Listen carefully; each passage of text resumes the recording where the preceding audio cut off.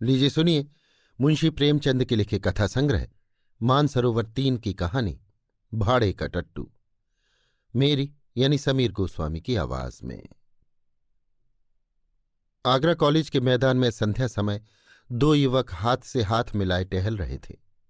एक का नाम यशवंत था, दूसरे का रमेश। यशवंत डील डॉल का ऊंचा और बलिष्ठ था। उसके मुख पर संयम और स्वास्थ्य की कांति झलकती थी। रमेश छोटे कद और इकहरे बदन का तेजहीन और दुर्बल आदमी था। दोनों में किसी विषय पर बहस हो रही थी। यशवंत ने कहा, मैं आत्मा के आगे धन का कुछ मूल्य नहीं समझता। रमेश बोला, बड़ी खुशी की बात है। यशवंत, हाँ देख लेना, तुम ताना मार रहे हो, लेकिन मैं दिखला दूंगा कि धन को कितना तुच्छ समझता हूं। रमेश, खैर दिखला देना, मैं तो धन को तुच्छ नहीं समझता। धन के लिए आज 15 वर्ष से किताबें चाट रहा हूं। धन के लिए माँ बाप, भाई बंद सबसे अलग यहां पड़ा हूं। न जाने अभी कितनी सलामियां देनी पड़ेंगी, कितनी खुशामद करनी पड़ेगी। क्या इसमें आत्मा का पतन न होगा? मैं तो इतने ऊंचे आदर्श का पालन नहीं कर सकता। यहां तो अगर किसी मुकदमे में अच्छी रिश्वत पा जाए तो शायद छोड़ न सके। क्या तुम छोड़ दोगे? यशवंत, मैं उसकी ओर आंख उठाकर भी न देखूंगा, और मुझे विश्वास है कि तुम जितने नीच बनते हो उतने नहीं हो। रमेश, मैं उससे कहीं नीच हूं, जितना कहता हूं। यशवंत, मुझे तो यकीन नहीं आता कि स्वार्थ के लिए तुम किसी को नुकसान पहुंचा सकोगे। रमेश, भाई संसार में आदर्श का निर्वाह केवल सन्यासी ही कर सकता है, मैं तो नहीं कर सकता। मैं तो समझता हूं कि अगर तुम्हें धक्का देकर तुमसे बाजी जीत सकूं तो तुम्हें जरूर गिरा दूंगा, और बुरा न मानो तो कह दूं, तुम भी मुझे जरूर गिरा दोगे। स्वार्थ का त्याग करना कठिन है। यशवंत, तो मैं कहूंगा कि तुम भाड़े की टट्टू हो। रमेश, और मैं कहूंगा तुम काठ के उल्लू हो। यशवंत और रमेश साथ साथ स्कूल में दाखिल हुए और साथ ही साथ उपाधियां लेकर कॉलेज से निकले। यशवंत कुछ मंदबुद्धि पर बला का मेहनती था। जिस काम को हाथ में लेता उससे चिपट जाता और उसे पूरा करके ही छोड़ता। रमेश तेज था पर आलसी। घंटे भर भी जमकर बैठना उसके लिए मुश्किल था। एमए तक तो वो आगे रहा और यशवंत पीछे। मेहनत बुद्धि बल से परास्त होती रही, लेकिन सिविल सर्विस में पासा पलट गया। यशवंत सब धंधे छोड़कर किताबों पर पिल पड़ा। घूमना फिरना, सैर सपाटा, सर्कस, थिएटर, यार दोस्त सबसे मुंह मोड़कर अपने एकांत कुटीर में जा बैठा। रमेश दोस्तों के साथ गपशप उड़ाता क्रिकेट खेलता रहा। कभी कभी मनोरंजन के तौर पर किताबें देख लेता। कदाचित उसे विश्वास था कि अब की भी मेरी तेजी बाजी ले जाएगी। अक्सर जाकर यशवंत को दिक करता, उसकी किताब बंद कर देता, कहता, क्यों प्राण दे रहे हो? सिविल सर्विस कोई मुक्ति तो नहीं है जिसके लिए दुनिया से नाता तोड़ लिया जाए। यहां तक कि यशवंत उसे आते देखता तो किवाड़े बंद कर लेता। आखिर परीक्षा का दिन आ पहुंचा। यशवंत ने सब कुछ याद किया था, पर किसी प्रश्न का उत्तर सोचने लगता तो उसे मालूम होता मैंने जितना पढ़ा था सब भूल गया। वो बहुत घबराया हुआ था। रमेश पहले से कुछ सोचने का आदी न था। सोचता जब पर्चा सामने आवेगा उस वक्त देखा जाएगा। वो आत्मविश्वास से फूला फूला फिरता था। परीक्षा का फल निकला तो सुस्त कछुआ तेज खरगोश से बाजी मार ले गया। अब रमेश की आंखें खुलीं, पर वो हताश न हुआ। योग्य आदमी के लिए यश और धन की कमी नहीं, ये उसका विश्वास था। उसने कानून की परीक्षा की तैयारी शुरू की, और यद्यपि उसमें उसने बहुत ज्यादा मेहनत न की, लेकिन अव्वल दर्जे में पास हुआ। यशवंत ने उसकी बधाई का तार भेजा। वो अब एक जिले का अफसर हो गया था। 10 साल गुजर गए। यशवंत दिलो जान से काम करता था और उसके अफसर उससे बहुत प्रसन्न थे। पर अफसर जितने प्रसन्न थे, मातहत उतने ही अप्रसन्न रहते थे। वो खुद जितनी मेहनत करता था, मातहतों से भी उतनी ही मेहनत लेना चाहता था। खुद जितना बेलौस था, मातहतों को भी उतना ही बेलौस बनाना चाहता था। ऐसे आदमी बड़े कारगुजार समझे जाते हैं। यशवंत की कारगुजारी का अफसरों पर सिक्का जमता जाता था। 5 वर्षों में ही वो जिले का जज बना दिया गया। रमेश इतना भाग्यशाली न था। वो जिस इजलास में वकालत करने जाता वहीं असफल रहता। हाकिम को नियत समय पर आने में देर हो जाती तो वो खुद भी चल देता और फिर बुलाने से भी ना आता। कहता, अगर हाकिम वक्त की पाबंदी नहीं करता तो मैं क्यों करूं? मुझे क्या गरज पड़ी है कि घंटों उनके इजलास पर खड़ा उनकी राह देखा करूं? बहस इतनी निर्भीकता से करता कि खुशामद के आदि हुक्काम की निगाहों में उसकी निर्भीकता गुस्ताखी मालूम होती। सहनशीलता उसे छू नहीं गई थी। हाकिम हो या दूसरे पक्ष का वकील, जो उसके मुंह लगता उसी की खबर लेता था। यहां तक कि एक बार वो जिला जज ही से लड़ बैठा। फल ये हुआ कि उसकी सनद छीन ली गई, किंतु मुवक्किलों के हृदय में उसका सम्मान ज्यों का त्यों रहा। तब उसने आगरा कॉलेज में शिक्षक का पद प्राप्त कर लिया, किंतु यहां भी दुर्भाग्य ने साथ न छोड़ा। प्रिंसिपल से पहले ही दिन खटपट हो गई। प्रिंसिपल का सिद्धांत ये था कि विद्यार्थियों को राजनीति से अलग रहना चाहिए। वो अपने कॉलेज के किसी छात्र को किसी राजनीतिक जलसे में शरीक न होने देते। रमेश पहले ही दिन से इस आज्ञा का खुल्लम खुल्ला विरोध करने लगा।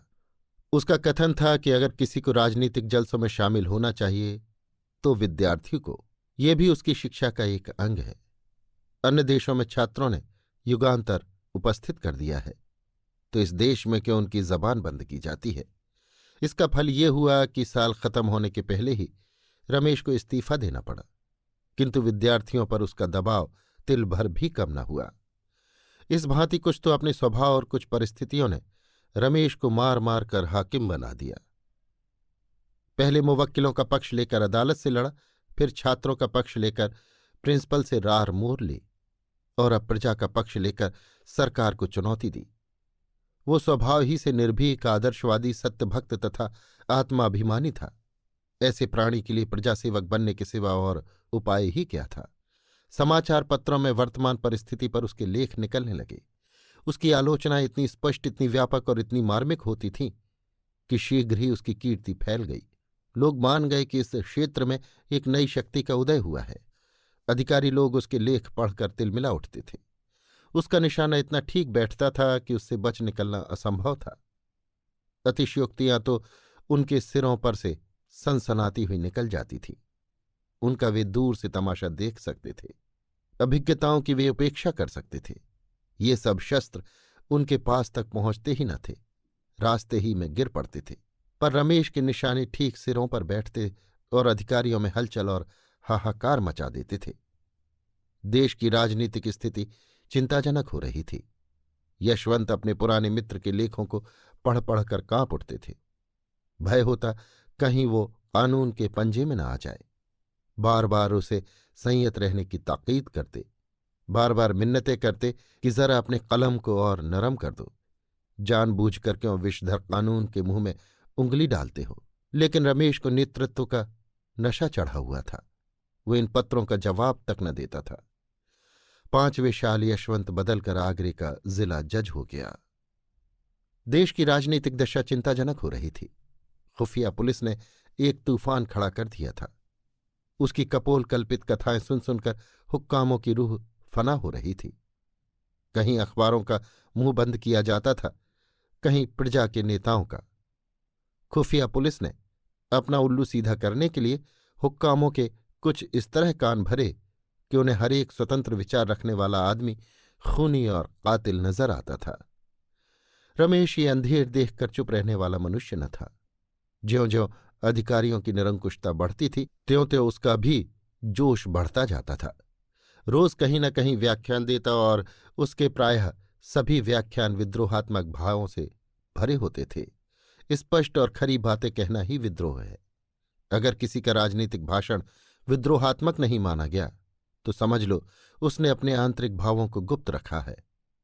उसके दिल में जो कुछ है उसे जबान पर लाने का साहस उसमें नहीं है। रमेश ने मनोभावों को गुप्त रखना सीखा ही न था।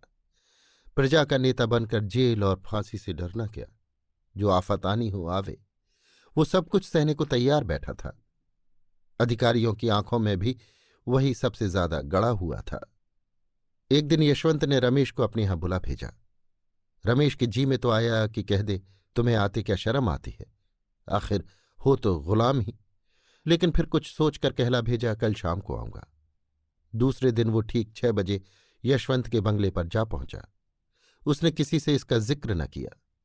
कुछ तो ये ख्याल था कि लोग कहेंगे मैं अफसरों की खुशामद करता हूं, और कुछ ये कि शायद इससे यशवंत को कोई हानि पहुंचे। वो यशवंत के बंगले पर पहुंचा तो चिराग जल उठे थे। यशवंत ने आकर उसे गले लगा लिया। आधी रात तक दोनों मित्रों में खूब बातें होती रहीं। यशवंत ने इतने दिनों में नौकरी के जो अनुभव प्राप्त किए थे सब बयान किए। रमेश को ये जानकर आश्चर्य हुआ कि यशवंत के राजनीतिक विचार कितने विषयों में मेरे विचारों से भी ज्यादा स्वतंत्र है। उसका ये ख्याल बिल्कुल गलत निकला कि वो बिल्कुल बदल गया होगा, वफादारी की राग अलापता होगा। रमेश ने कहा, भले आदमी, जब इतना जले हुए हो तो छोड़ क्यों नहीं देते नौकरी? और कुछ न सही, अपनी आत्मा की रक्षा तो कर सकोगे।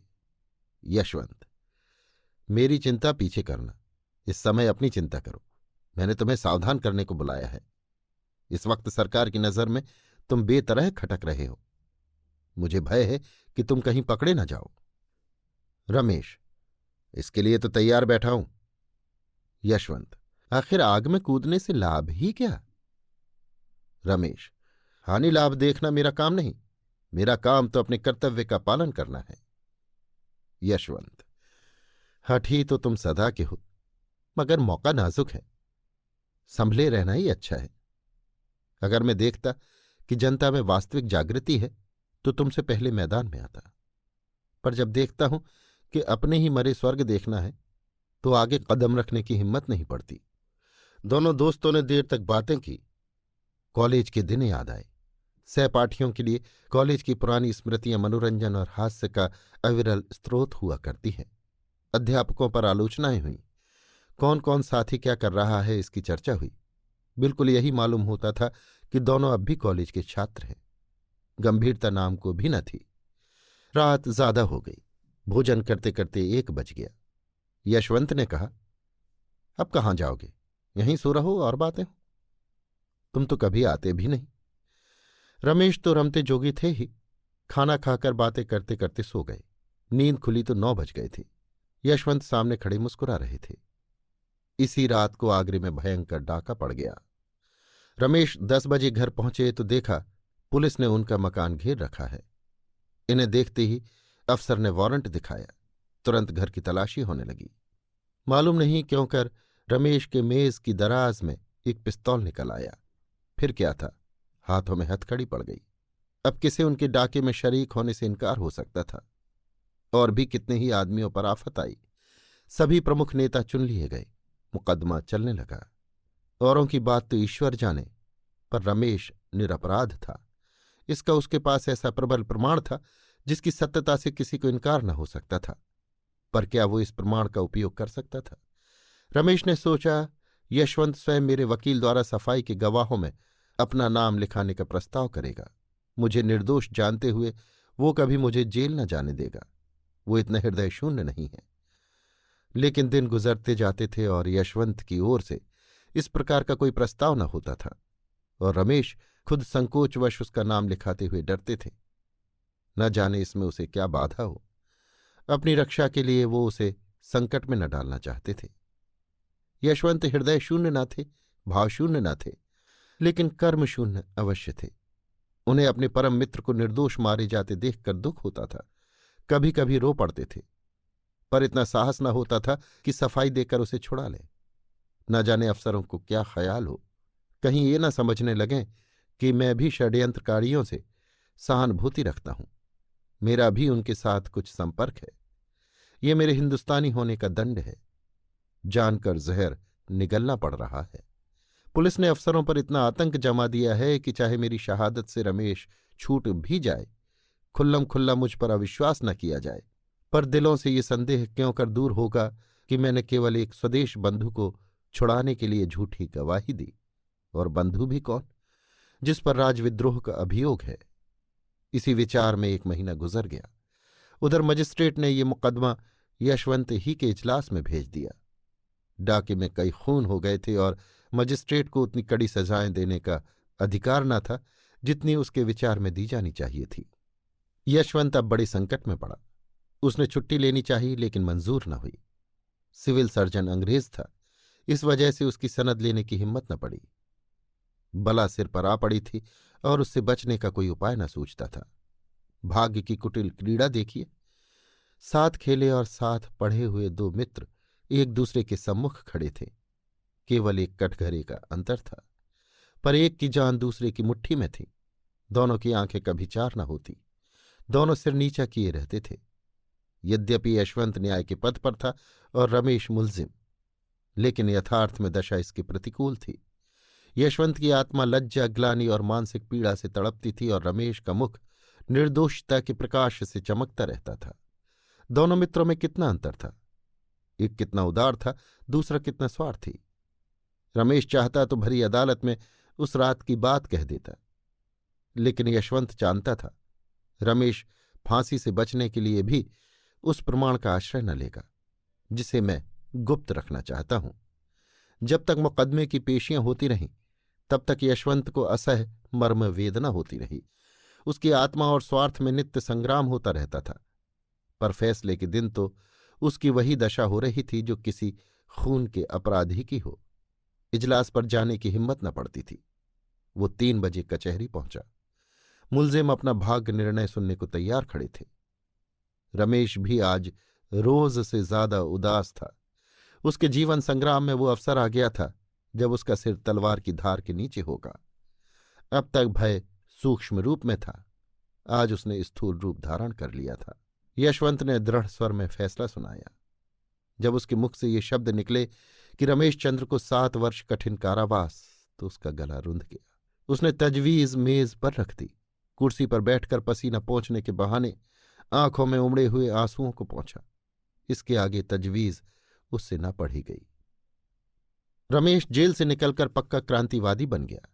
जेल की अंधेरी कोठरी में दिन भर के कठिन परिश्रम के बाद वो दोनों के उपकार और सुधार के मंसूबे बांधा करता। सोचता, मनुष्य क्यों पाप करता है? इसीलिए ना कि संसार में इतनी विषमता है।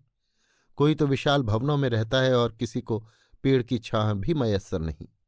कोई रेशम और रत्नों से मढ़ा हुआ है, किसी को फटा वस्त्र भी नहीं।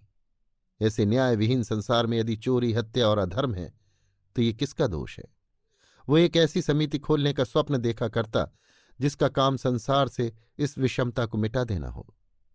संसार सबके लिए है और उसमें सबको सुख भोगने का समान अधिकार है। न डाका डाका है, न चोरी चोरी। धनी अगर अपना धन खुशी से नहीं बांट देता तो उसकी इच्छा के विरुद्ध बांट लेने में क्या पाप? धनी उसे पाप कहता है तो कहे। उसका बनाया हुआ कानून अगर दंड देना चाहता है तो दे। हमारी अदालत भी अलग होगी। उसके सामने वे सभी मनुष्य अपराधी होंगे जिनके पास जरूरत से ज्यादा सुख भोग की सामग्रियां हैं। हम भी उन्हें दंड देंगे, हम भी उनसे कड़ी मेहनत लेंगे। जेल से निकलते ही उसने इस सामाजिक क्रांति की घोषणा कर दी। गुप्त सभाएं बनने लगीं, शस्त्र जमा किए जाने लगे और थोड़े ही दिनों में डाकों का बाजार गर्म हो गया। पुलिस ने उनका पता लगाना शुरू किया। उधर क्रांतिकारियों ने पुलिस पर भी हाथ साफ करना शुरू किया। उनकी शक्ति दिन दिन बढ़ने लगी। काम इतनी चतुराई से होता था कि किसी को अपराधियों का कुछ सुराग न मिलता था। रमेश कहीं गरीबों के लिए दवाखाने खोलता, कहीं बैंक। डाके के रुपयों से उसने इलाके खरीदना शुरू किया।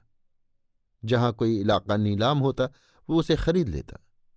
थोड़े ही दिनों में उसके अधीन एक बड़ी जायदाद हो गई। इसका नफा गरीबों ही के उपकार में खर्च होता था। तुर्रा ये कि सभी जानते थे ये रमेश की करामात है, पर किसी को मुंह खोलने की हिम्मत न होती थी। सभ्य समाज की दृष्टि में रमेश से ज्यादा घृणित और कोई प्राणी संसार में न था। लोग उसका नाम सुनकर कानों पर हाथ रख लेते थे। शायद उसे प्यासों मरता देखकर कोई एक बूंद पानी भी उसके मुंह में न डालता, लेकिन किसी की मजाल न थी कि उस पर आक्षेप कर सके। इस तरह कई साल गुजर गए। सरकार ने डाकुओं का पता लगाने के लिए बड़े बड़े इनाम रखे। यूरोप से गुप्त पुलिस के सिद्धहस्त आदमियों को बुलाकर इस काम पर नियुक्त किया, लेकिन गजब के डकैत थे जिनकी हिकमत के आगे किसी की कुछ न चलती थी। पर रमेश खुद अपने सिद्धांतों का पालन न कर सका। ज्यों-ज्यों दिन गुजरते थे उसे अनुभव होता था कि मेरे अनुयायियों में असंतोष बढ़ता जाता है। उनमें भी जो ज्यादा चतुर और साहसी थे वे दूसरों पर रौब जमाते और लूट के माल में बराबर हिस्सा न देते थे। यहां तक कि रमेश से कुछ लोग जलने लगे। वो अब राजसी ठाठ से रहता था।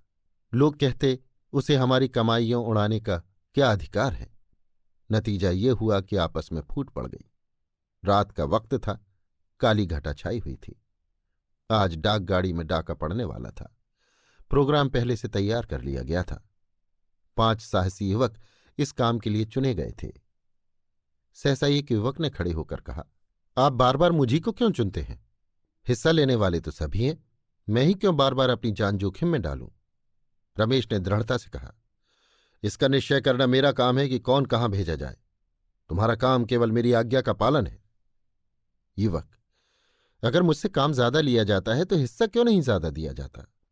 रमेश ने उसकी त्योरियां देखी और चुपके से पिस्तौल हाथ में लेकर बोले, इसका फैसला वहां से लौटने के बाद होगा। युवक, मैं जाने के पहले इसका फैसला करना चाहता हूं।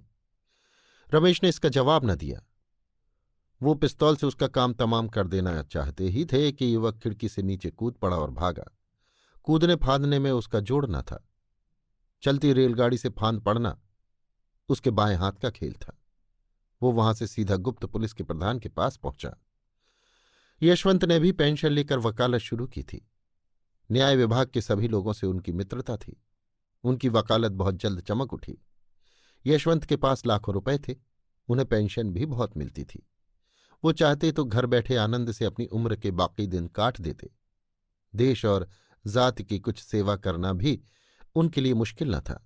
ऐसे ही पुरुषों से निस्वार्थ सेवा की आशा की जा सकती है। पर यशवंत ने अपनी सारी उम्र रुपए कमाने में गुजारी थी, और वो अब कोई ऐसा काम न कर सकते थे जिसका फल रुपयों की सूरत में न मिले। यों तो सारा सब समाज रमेश से घृणा करता था, लेकिन यशवंत सबसे बढ़ा हुआ था। कहता, अगर कभी रमेश पर मुकदमा चलेगा तो मैं बिना फीस लिए सरकार की तरफ से पैरवी करूंगा। खुल्लम खुल्ला रमेश पर छींटे उड़ाया करता। ये आदमी नहीं, शैतान है, राक्षस है। ऐसे आदमी का तो मुंह न देखना चाहिए। उफ, इसके हाथों कितने भले घरों का सर्वनाश हो गया। कितने भले आदमियों के प्राण गए। कितनी स्त्रियां विधवा हो गईं। कितने बालक अनाथ हो गए। आदमी नहीं, पिशाच है। मेरा वश चले तो इसे गोली मार दूं, जीता चुनवा दूं। सारे शहर में शोर मचा हुआ था। रमेश बाबू पकड़ गए। बात सच्ची थी। रमेश सचमुच पकड़ गया था। उसी युवक ने, जो रमेश के सामने कूद कर भागा था, पुलिस के प्रधान से सारा कच्चा चिट्ठा बयान कर दिया था। अपहरण और हत्या का कैसा रोमांचकारी, कैसा पैशाचिक, कैसा पापपूर्ण वृत्तांत था। भद्र समुदाय बगलें बजाता था। सेठों के घरों में घी के चिराग जलते थे। उनके सिर पर एक नंगी तलवार लटकती रहती थी। आज वो हट गई। अब वे मीठी नींद सो सकते थे। अखबारों में रमेश के हथकंडे छपने लगे। वे बातें जो अब तक मारे भय के किसी की जबान पर न आती थीं, अब अखबारों में निकलने लगी। उन्हें पढ़कर पता चलता था कि रमेश ने कितना अंधेर मचा रखा था। कितने ही राजे और रईस उसे माहवार टैक्स दिया करते थे। उसका पुर्जा पहुंचता, फला तारीख को इतने रुपए भेज दो। फिर किसकी मजाल थी कि उसका हुक्म टाल सके। वो जनता के हित के लिए जो काम करता, उसके लिए भी अमीरों से चंदे लिए जाते थे। रकम लिखना रमेश का काम था। अमीर को बिना कान पूंछ हिलाए वो रकम दे देनी पड़ती थी। लेकिन भद्र समुदाय जितना ही प्रसन्न था, जनता उतनी ही दुखी थी। अब कौन पुलिस वालों के अत्याचार से उनकी रक्षा करेगा? कौन सेठों के जुल्म से उन्हें बचावेगा? कौन उनके लड़कों के लिए कला कौशल के मदरसे खोलेगा? वे अब किसके बल पर कूदेंगे? वे अब अनाथ थे, वही उनका अवलंब था। अब वे किसका मुंह ताकेंगे? किसको अपनी फरियाद सुनावेंगे? पुलिस शहादतें जमा कर रही थी। सरकारी वकील जोरों से मुकदमा चलाने की तैयारियां कर रहा था। लेकिन रमेश की तरफ से कोई वकील न खड़ा होता था। जिले भर में एक ही आदमी था जो उसे कानून के पंजे से छुड़ा सकता था। वो था यशवंत। लेकिन यशवंत जिसके नाम से कानों पर उंगली रखता था, क्या उसी की वकालत करने को खड़ा होगा? असंभव। रात के 9 बजे थे। यशवंत के कमरे में एक स्त्री ने प्रवेश किया। यशवंत अखबार पढ़ रहा था। बोला, क्या चाहती हो? स्त्री, अपने पति के लिए एक वकील। यशवंत, तुम्हारा पति कौन है? स्त्री, वही जो आपके साथ पढ़ता था और जिस पर डाके का झूठा अभियोग चलाया जाने वाला है। यशवंत ने चौंक कर पूछा, तुम रमेश की स्त्री हो? स्त्री, हां। यशवंत, मैं उनकी वकालत नहीं कर सकता। स्त्री, आपको अख्तियार है। आप अपने जिले के आदमी हैं और मेरे पति के मित्र भी रह चुके हैं, इसलिए सोचा था क्यों बाहर वालों को बुलाऊं, मगर अब इलाहाबाद या कलकत्ते से ही किसी को बुलाऊंगी। यशवंत, मेहनताना दे सकोगे? स्त्री ने अभिमान के साथ कहा, बड़े से बड़े वकील का मेहनताना क्या होता है? यशवंत, 3,000 रुपये रोज। स्त्री, बस आप इस मुकदमे को ले लें, मैं आपको 3,000 रुपये रोज दूंगी। यशवंत, 3,000 रुपये रोज? स्त्री, हां, और यदि आपने उन्हें छुड़ा लिया तो 50,000 रुपये आपको इनाम के तौर पर और दूंगी। यशवंत के मुंह में पानी भर आया। अगर मुकदमा 2 महीने भी चला तो कम से कम 1 लाख रुपए सीधे हो जाएंगे, पुरस्कार ऊपर से। पूरे 2 लाख की गोटी है। इतना धन तो जिंदगी भर में भी न जमा कर पाए थे, मगर दुनिया क्या कहेगी? अपनी आत्मा भी तो नहीं गवाही देती।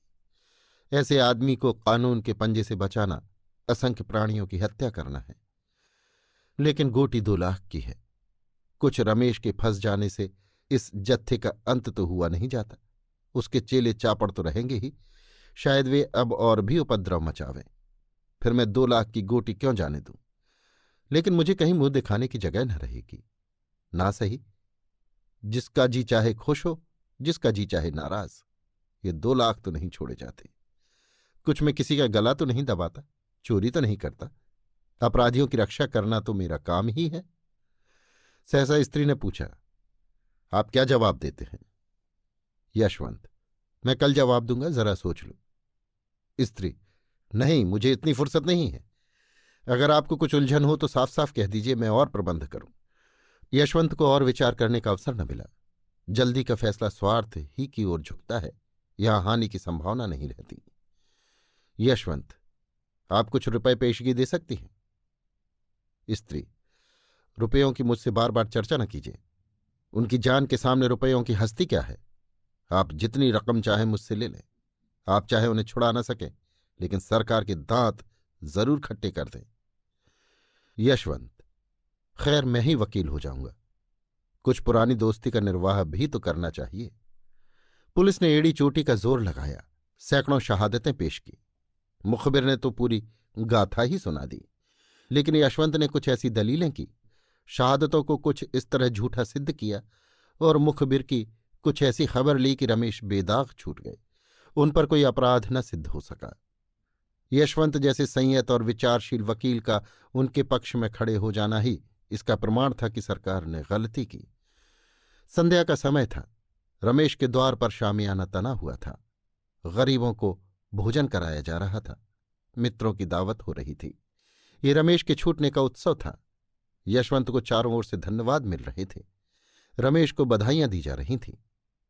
यशवंत बार बार रमेश से बोलना चाहता था, लेकिन रमेश उसकी ओर से मुंह फेर लेते थे। अब तक उन दोनों में एक बात भी न हुई थी। आखिर यशवंत ने एक बार झुंझलाकर कहा, तुम तो मुझसे इस तरह ऐठे हुए हो मानो मैंने तुम्हारे साथ कोई बुराई की है। रमेश, और आप क्या समझते हैं कि मेरे साथ भलाई की है? पहले आपने मेरे इस लोक का सर्वनाश किया था, अब की परलोक का किया। पहले न्याय किया होता तो मेरी जिंदगी सुधर जाती, और अब जेल जाने देते तो आकबत बन जाती। यशवंत, ये तो ना कहोगे कि मुझे इस मामले में कितने साहस से काम लेना पड़ा? रमेश, आपने साहस से काम नहीं लिया, स्वार्थ से काम लिया। आप अपने स्वार्थ के भक्त हैं। मैं तो आपको भाड़े का टट्टू समझता हूं। मैंने अपने जीवन का बहुत दुरुपयोग किया, लेकिन उसे आपके जीवन से बदलने को किसी दशा में भी तैयार नहीं हूं। आप मुझसे धन्यवाद की आशा न रखें। अभी आप सुन रहे थे मुंशी प्रेमचंद के लिखे कथा संग्रह मानसरोवर 3 की कहानी भाड़े का टट्टू, मेरी यानी समीर गोस्वामी की आवाज में।